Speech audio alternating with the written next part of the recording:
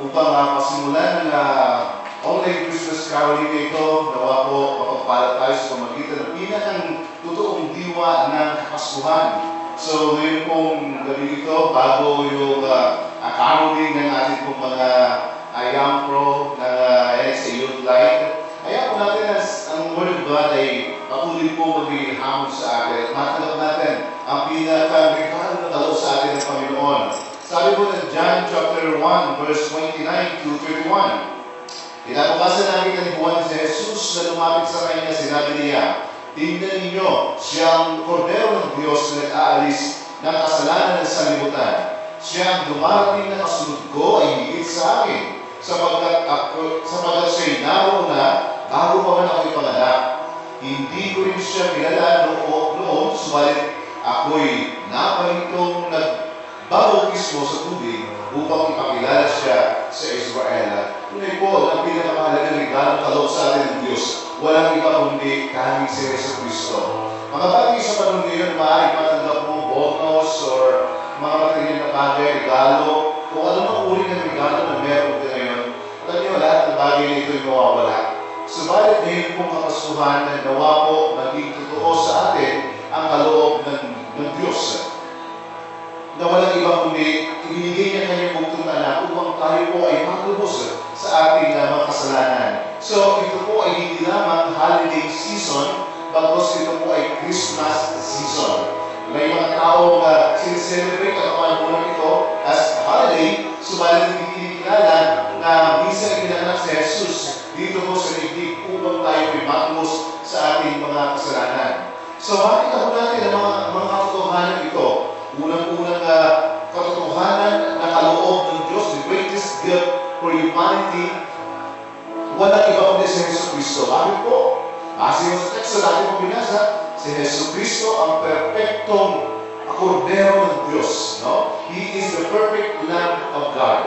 So, without spot, sa panahon po ng lumang tipan, ang ginagawa ho nila ay paulit-ulit na naghahandog para sa kanilang pagkakasala o handog man na pangkapayapaan, handog, pakikipagkasundo sa Diyos.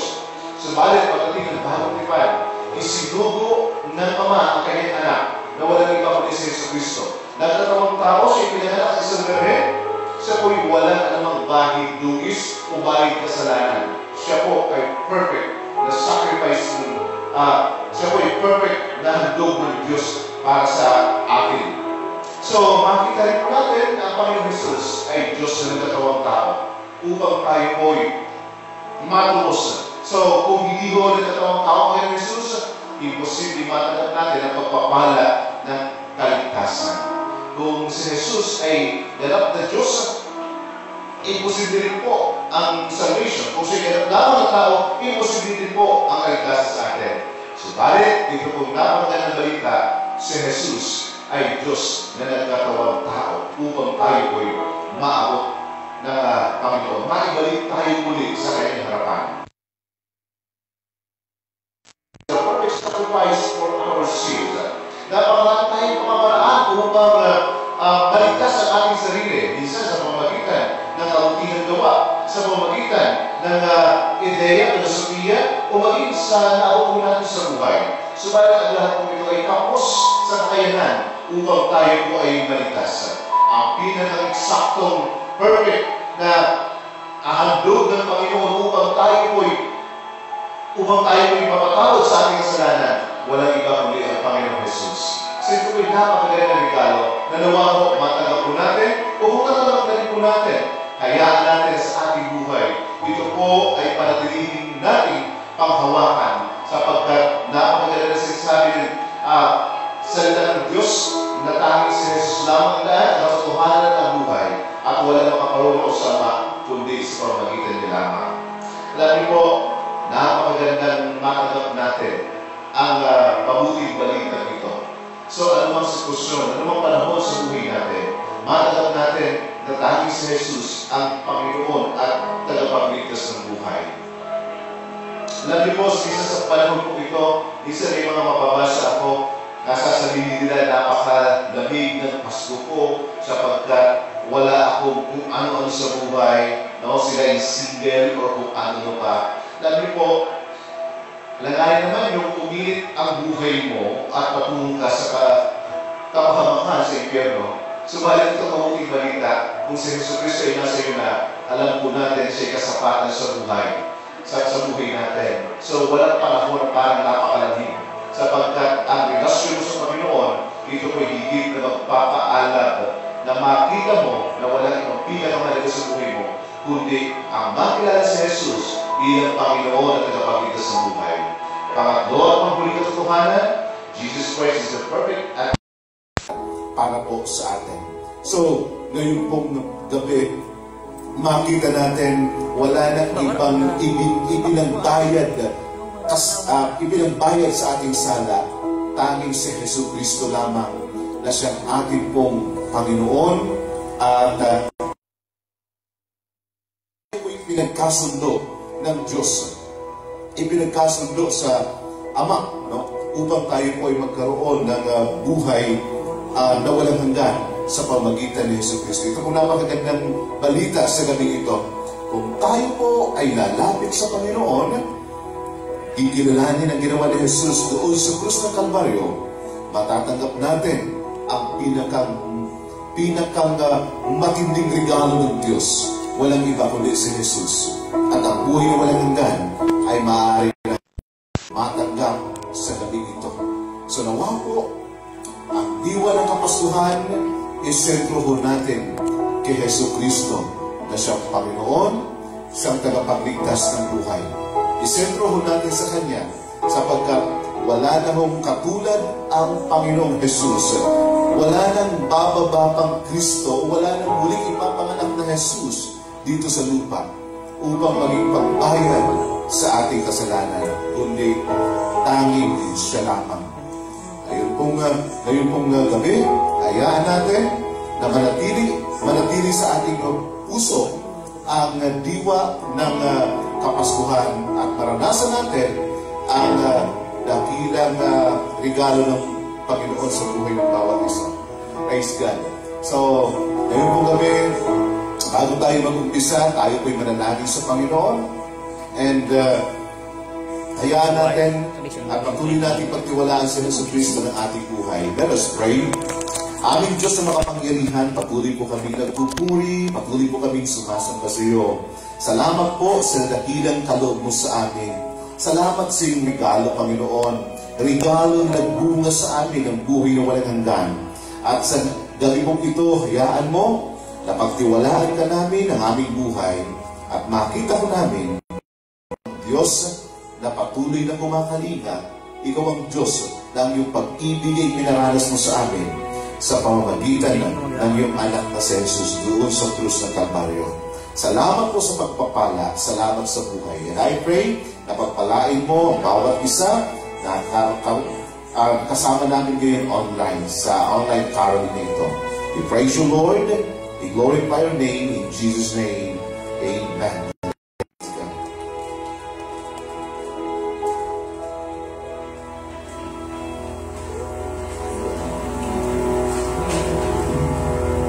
So yan, totoo na si Jesus naman talaga dapat yung sentro ng season na ito. Walang iba. Kasi paved the way for our salvation.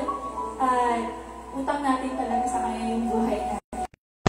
Jesus is the essence of Christmas for maximum celebration. So as we celebrate, we should remember that it is a time to appreciate God sending His Son for us. Also, it is a time to examine our stand and our relationship with Jesus. Furthermore, it is a time to share God's goodness and the good news with others. So it is really a time to share.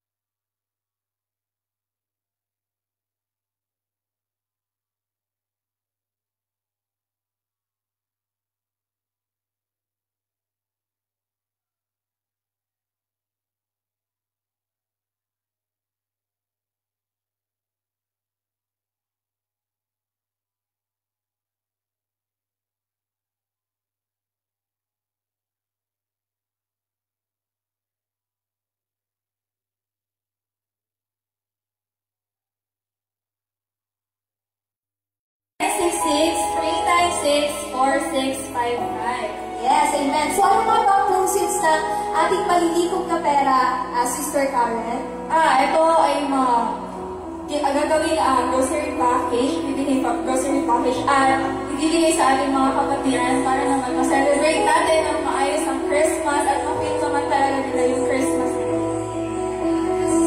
Amen. So ano nga maliban dun sa Noche Buena package, meron tayong sa ikalalago ng ating gawain sa Life Church. So meron din tayong maitutulong sa iba bukod sa Noche Buena package sa ikalalago ng ating gawain. So nagpapasalamat po kami sa mga magbibigay sa ating GCash account na 0966-396-4655. Kaya huwag na namin patagalin yan. Tawagan natin yung ating worship team and Life Church dancers. Life Church worship team and Life Church dancers. Dali natin guys para magbibigay sila.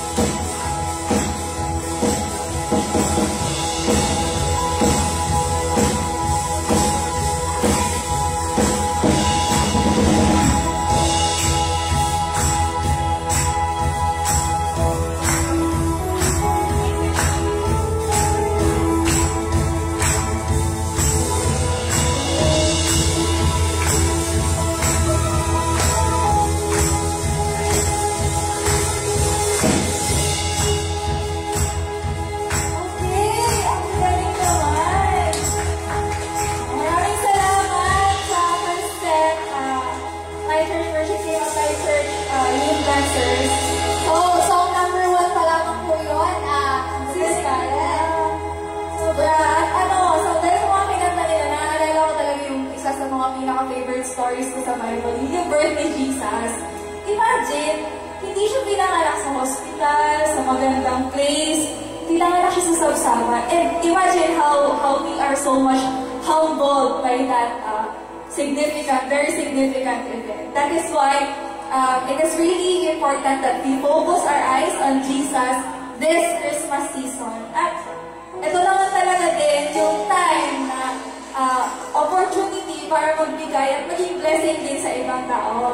Amen. Amen to that. So, sabi nga doon sa kanta, Christ is born. So, parang talagang ang pinagdidiwang talaga natin sa Pasko, hindi yung mga magarbong handaan, hindi yung mga gifts na ating natatanggap, kundi sa pagsilang ng ating Jesus na nagsilbi natin kaligtasan upang tayo ay magkaroon ng salvation sa ating mga buhay, di ba sis? Pero Jen, nagaling nila, di ba? Amen sis, ang gagaling na. Palakpakan naman natin ang ating mga Hindi lang yun. Yes! Yung mga viewers natin dyan, i-share nyo naman yung ating live sa aking Facebook page. I-share nyo naman. Baka naman po, may magbigay na. Bigay namin po sa number na. May mga receipt sa number na.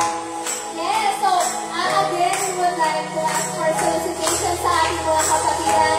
So,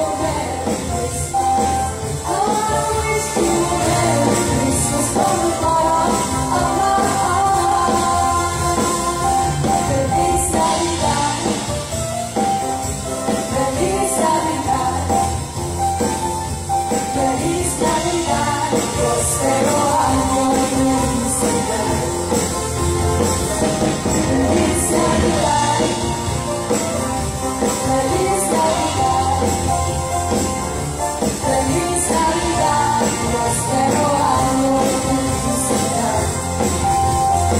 I wanna wish you a Merry Christmas.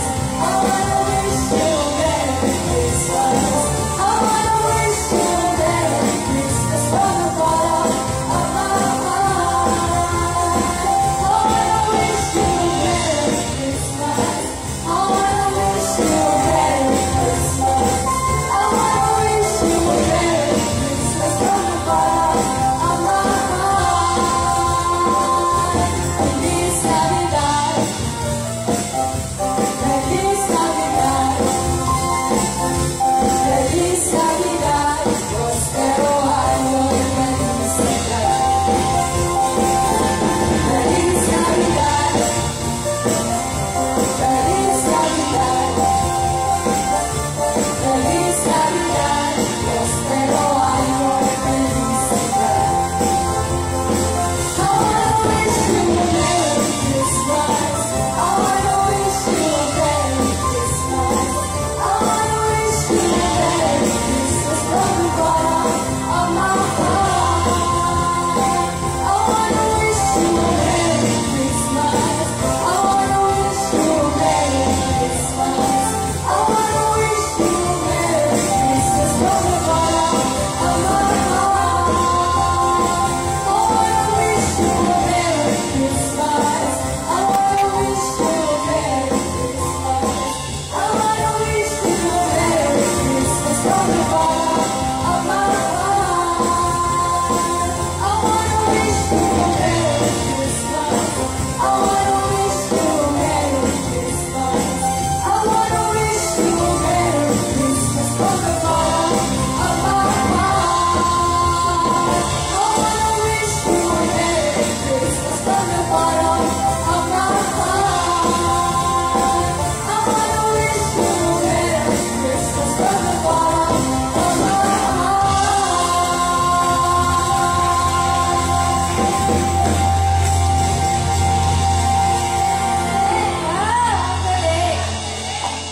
So, napakagaling talaga ng ating live church worship team. Oo, mga dancers, sobrang nakaka-bless yung performance. So, maging kami ni Sister Karen ay napapaindak sa gitna. Oo, hindi kasi diba? We wish you a Merry Christmas talaga kami. Kasi kanina kasi nagkakwentuhan kami ni Jenna. Masama yung pakiramdam namin sa mga kanya-kanya namin office. Yes. Pero ngayon, tignan mo naman, pakalive namin. Sumasabi pa kami dyan sumayo sa likod. Oo, talaga. So, para maging Merry Christmas ang Christmas ng ating mga kapatiran. So, we would like again to remind sa mga gusto po magbigay ng ating solicitation para sa ating proceeds ng programang ito sa ating Light Church Online Christmas Caroling. So, nire-remind po natin ang lahat na mag-send ng kanilang mga solicitations or parang gift of love. Diba? Sa ating GCash, kung wala naman pong GCash, pwede naman po sa PayMaya sa 0966-396-4655. 0966-396-4655. At para naman sa mga hindi pa nag-share ng aming Facebook Live, i-share nyo na po para naman madami yung makapanood. Kasi sobrang nakaka-bless naman talaga. At alam mo, ganito naman talaga yung ginagawa ng Christmas spirit. Diba? Despite the pandemic, parang hindi mo naman talaga ramdam na. Kahit alam mo may pandemic pa, hindi mo na siya ramdam. Kasi nga, sobrang tuwa at sobrang glorious at blissful yung dinadala ng Christmas spirit. Yeah, so kahit pa man bumagyo sa ating ibang lugar, sa Siargao, sa Surigao, so nakiki-empathize, sympathize po kami doon sa mga nabagyuhan, but bagaman we would like again to challenge everyone na kahit ano man mangyari, napakaganda pa rin i-celebrate ang Christmas. So, yes, diba sis? So, ito na ang patalagang kahit anong mangyari ang mga Pilipino talaga ay talaga nagsi-celebrate, maging masaya man, walang pera, o maraming handa, o walang masyadong handa sa pagkain. So, di ba sis? So, talagang napakasarap ipag-celebrate ang Pasko dahil sa ating Panginoon Jesus na siyang nagbigay sa atin ng tunay na kasiyahan, tunay na essence ng Christmas? Praise God, kasi isa tayo sa mga lugar na in-spare ng Panginoon mula sa mundo. Kaya naman, dapat talaga natin ito ipagpasalamat. At kasi tayo isa to sa mga pagpapala na binibigay na. Kaya naman, maging pagpapala din tayo sa iba. So we should be a blessing to others. So we should extend our help to others, our blessings to others. Any voluntary amount, maliit o mahalaga, napakalaking tulong na po yan, brothers and sisters, sa ating mga kapatiran na kapustalan. Diba, sis? Kaya naman kung gusto niyo po maging parte ng kasiyahan ng Pasko sa kanilang mga tahanan, magbigay na po kayo. At naman po kakalimutan yung mag-send po sa ating GCash at PayMaya number na 0966-396-4655. Again, sa ating GCash number po, kung wala naman po nasa abroad, we can send it to PayMaya account in the number 0966-396-4655. Ayun, at mukhang ready na ulit sila sa kanilang next performance. So yan, napakagaling talaga ng ating mga live church. Galing sila, kaya alis na po muna na. Alis na muna kami. Amen. For the next song.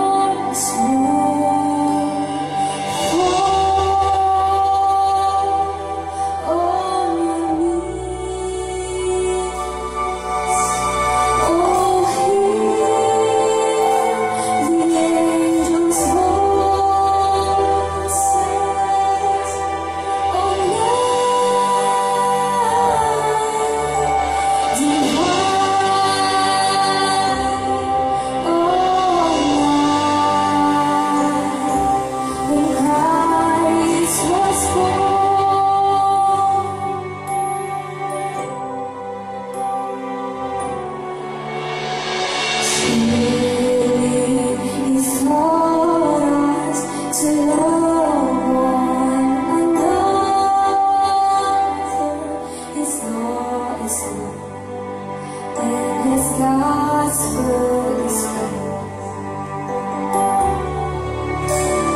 Cheers we shall bring for the Savior to run in His name.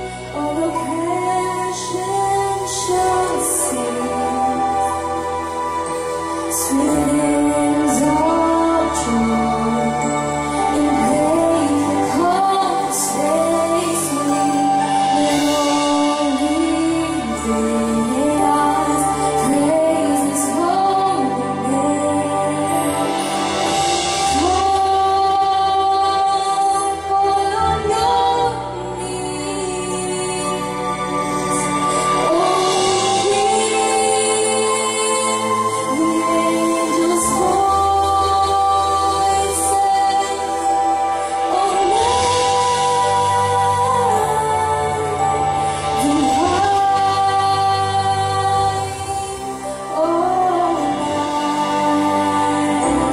when Christ was born,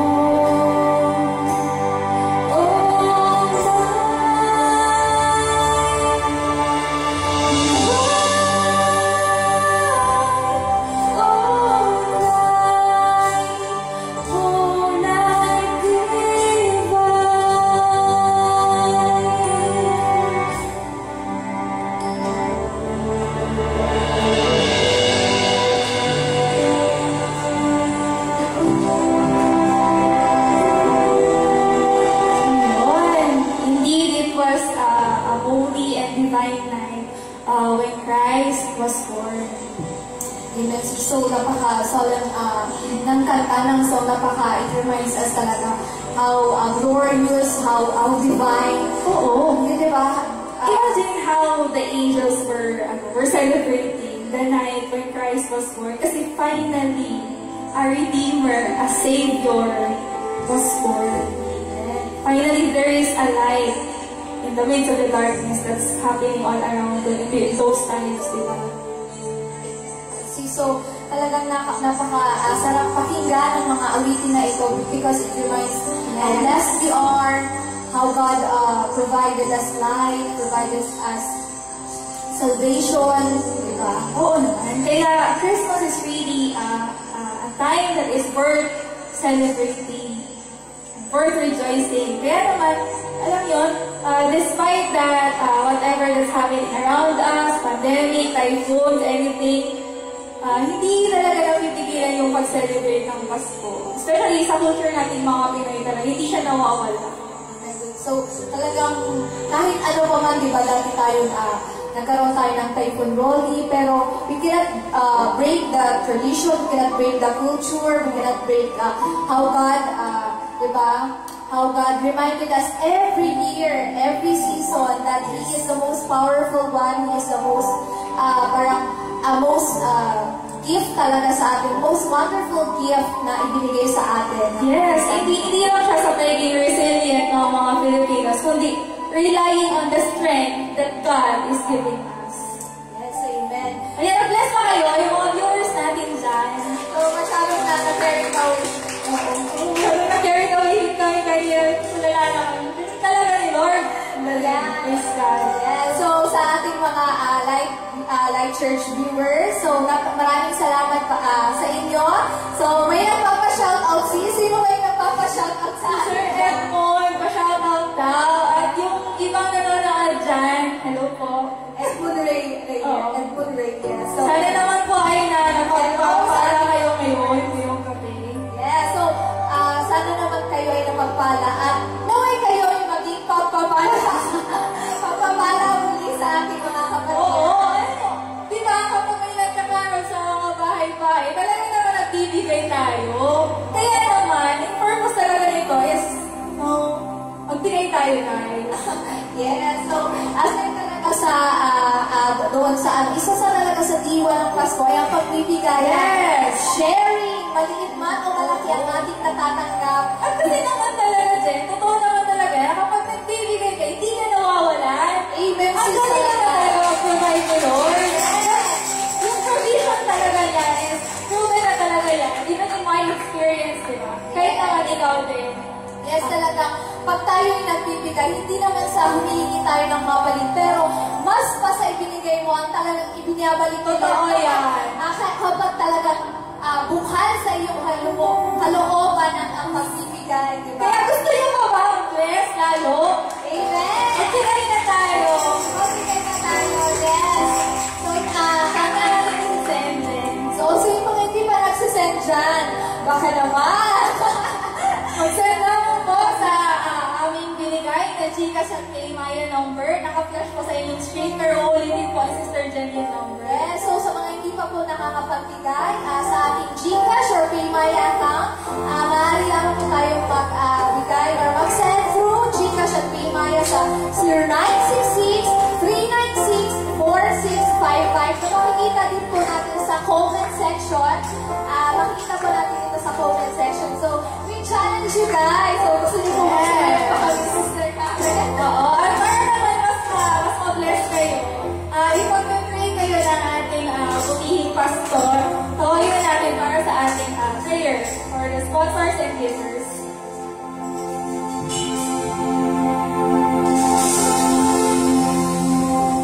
Ayan, maraming salamat po sa ating pong mga sponsors, sa mga donors. And alam ko na maraming mapagpapala sa maaari niyo pong ipagkaloob. So, bagaman tayo pare-parehong dinaan ng pandemic at yung mga kaibigan, kapatid po natin sa South Visayas and North Mindanao ay dinaanan din po ng bagyo. Subalit, tayo po ay patuloy na nagpapasalamat sa Diyos sa buhay na kanyang pinagkakaloob sa atin. So ngayon pong gabi, nais ko namin kayo ipanalangin na pagpalain pa ng Diyos at patuloy na maranasan ninyo ang kanyang proteksyon at kanyang pangunguna. So let us pray. Aming Diyos na makapangyarihan, patuloy po kami nagpapasalamat sa iyong patuloy na ginagawa sa buhay ng bawat isa. Salamat po sa gabing ito na tunay po ang mabanal na sa pamagitan ng mga awitin ito, hindi lamang isang performance because ito po ay pasasalamat at pagkilala na minsan isang taon amin pong sineselebrate ang kapanganakan ng ating Panginoong Jesus. And we pray, Lord, na sa mga naging kapartner ng gawain po ito, we pray na yung pagpapala sa kanilang pamilya, yung ipagkaloob, ang pagkakaisa sa loob ng tahanan, kanila rin pong maranasan. At hayaan mo po, Diyos, na nawa po maghari si Jesus na siyang tanging Panginoon at tagapagligtas. Patuloy din po namin itinataas sa iyo maging ang mga magiging beneficiaries ng fundraising na ito. We pray, Lord, na bless mo po sila, hindi lamang sa material na bagay, maging sa spiritual na bagay, Panginoon. Hayaan mo rin, Diyos, na patuloy ka pong maluwalhati. Itinatas din po namin sa iyo, maging ang mga kaibigan namin, mga kapatid, kababayan na dumanas ng bagyo at sa kasalukuyan, Panginoon, maaaring ilan sa kanila walang kuryente, walang tubig o pagkain. Dahilan Diyos, hinihiling po namin ang iyong mahimalang pagkilos sa kanila at maging iba-ibang mga kaparaanan na maaaring gamitin sa kanila na matugunan ang kanilang pangangailangan. Salamat po, Amang Banal, at hayaan mo nga po, Diyos, na ngayong panahon ng Kapaskuhan, ang tunay na diwa nito na walang iba kundi si Yesu Cristo, patuloy na maging sentro ng celebration na ito ng iyong Diyos. Salamat po at ang pagpapalang makalangit at ang iyong pag-ibig at pangunguna patuloy mong iparanas sa buhay ng bawat isa. Salamat po, Diyos, ay lamang ang papuri, parangal at pagluwalhati. Dito po aming dalangin sa pangalan ni Jesus. Amen.